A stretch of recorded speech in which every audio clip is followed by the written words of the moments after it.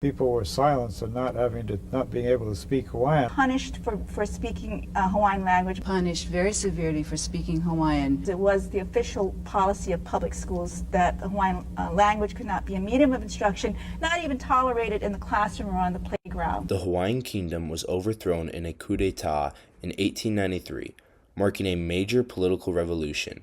3 years later, in 1896, the new legislature banned the Hawaiian language and established English as the only medium of instruction in all schools. Children in school were often punished or beaten for speaking Hawaiian, and the use of the language was heavily discouraged.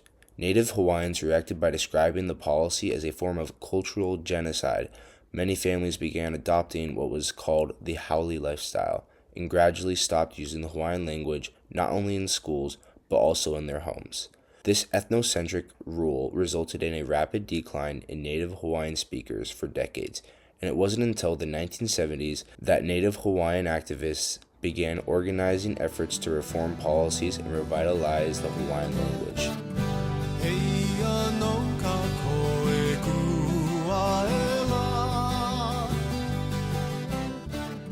The Hawaiian language, which translates to ʻŌlelo Hawaiʻi, is a Polynesian language within the Austronesian family. It developed as Polynesian voyagers settled the Hawaiian Islands after navigating thousands of miles across the Pacific Ocean, with linguistic roots tracing back to earlier migrations from the Marquesas and later influences from Samoa and Tahiti. For centuries, ʻŌlelo Hawaiʻi served as the foundation of Hawaiian governance, religion, oral tradition, and cultural identity. The first European explorer to arrive in the Hawaiian Islands was James Cook, who recorded in his journals that the Hawaiian language was primarily oral, with history, genealogy, religion, and law preserved through spoken tradition rather than writing. In the 1820s, Protestant missionaries began developing a written form of the Hawaiian language using the Latin alphabet. By the mid-19th century, ʻŌlelo Hawaiʻi was the primary language of the Hawaiian Kingdom and was widely used in schools, government documents, and numerous Hawaiian language newspapers. The language uses a 13-letter alphabet consisting of 5 vowels: A, E, I, O, U, 7 consonants, H, K, L, M, N, P, W, and the okina, a symbol representing a glottal stop. Protestant missionaries established schools and churches across the islands, hoping both to convert Hawaiians to Christianity and to expand literacy. In just one generation, 90% of Hawaiians were literate. Native Hawaiians loved this new way of documenting their ways of life and history, using it often. Everything changed in 1893 when a group of businessmen, lawyers, and political leaders formed the Committee of Safety and opposed the rule of Queen Liliuokalani. With the help from the U.S. Navy and Marines, they successfully overthrew the monarchy. The following day, Queen Liliuokalani formally protested the overthrow in the Hawaiian language newspaper Hawaiʻi Holomua. However, other local newspapers, including the Hawaiian Gazette and Pacific Commercial Advertiser, refused to publish her protest and instead printed the pro-annexation statements of the provisional government. Many newspapers also began shifting their publication language from Hawaiian to English, reflecting the growing and political cultural influence of the United States.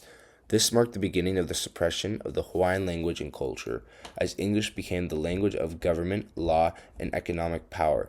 Many Hawaiians increasingly used English in public life in order to navigate the new political and social system. On June 8, 1896, the legislature of the Republic of Hawaii enacted Act 57, a law requiring English to be the medium of instruction in all schools, both public and private. Although the law did not completely outlaw the Hawaiian language, it effectively removed it from education systems and accelerated its decline. Supporters of these policies often justified them by claiming they were for the interests of the Hawaiians themselves. Instances like these can be seen throughout American colonial history. One early example occurred when English settlers established colonies in the Chesapeake Bay region and attempted to forcibly assimilate Native Americans. Like Native Hawaiians, many indigenous communities had their land taken, were pressured to convert to Christianity, and were discouraged or punished for speaking their native tongue.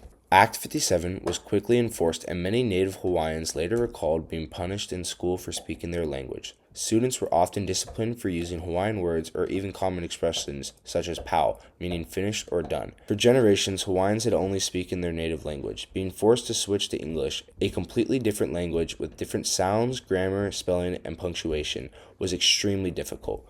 Many parents feared their children would be punished at school, so they began speaking English at home to help them adapt. Parents promoted the use of English, believing their children would not survive in the Western world without it.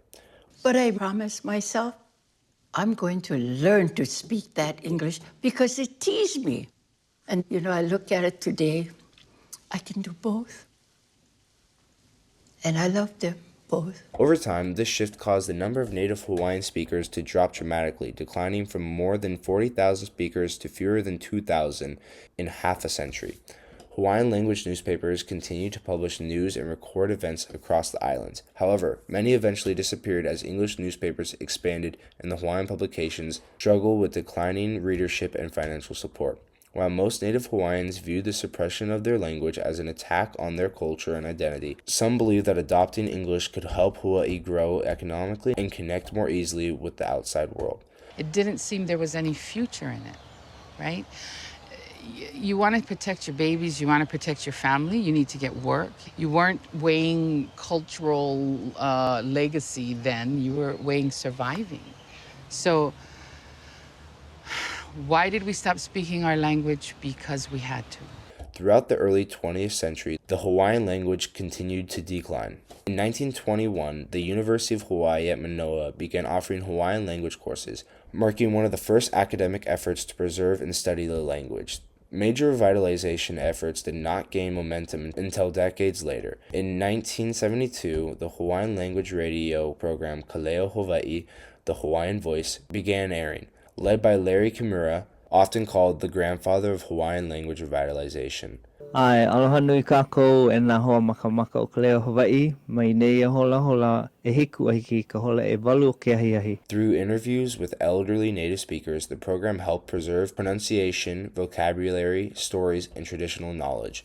In 1978, Hawaiian amended its state constitution to recognize Hawaiian as one of two official languages of the state alongside English. This marked the first modern legal recognition of the island's native language and became part of what scholars often called the Hawaiian Renaissance. Kimura continued his work by helping found Ahapunana Leo alongside other activists. These Hawaiian immersion preschools were created to teach children entirely in Hawaiian and were modeled after similar Maori language immersion programs in New Zealand. As these immersion programs grew, the state legislature eventually removed the remaining legal barriers to Hawaiian language education.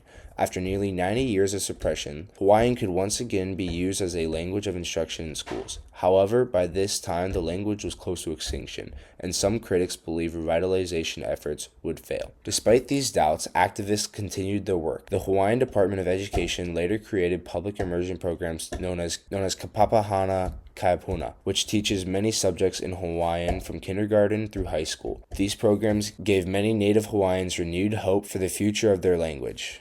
In the early 2000s, the University of Hawaii at Hilo expanded Hawaiian language education further by offering undergraduate degrees and graduate programs taught entirely in Hawaiian. In 2013, the state officially declared February as Mahina ʻŌlelo Hawaii, or Hawaiian Language Month. More recently, Hawaiian culture and language have gained visibility in popular media. Native Hawaiian actor Jason Momoa, for example, has spoken about learning Hawaiian later in his life after previous generations were discouraged from using it. Through projects such as television series Chief of War, he has helped bring attention to Hawaiian history and language. In 2019, the Hawaii Supreme Court ruled that the state must provide reasonable access to Hawaiian language immersion education after families on Lanai testified that no such programs were available in their public schools. Today, revitalization efforts continue through education programs, legislation, and cultural initiatives. Recent proposals have even suggested requiring Hawaiian language coursework for high school graduation. Although native speakers remain relatively few, immersion schools and cultural programs have helped thousands of second language learners begin speaking Hawaiian again. Due to these effects, along with continued documentation through radio, education, and scholarships, the Hawaiian language has begun to recover from the brink of extinction and continues to grow for future generations. Larry Kimura remains one of the central figures in this movement. Through decades of work recording native speakers and building immersion programs, he helped ensure that the Hawaiian language would survive and be passed on to futua generations.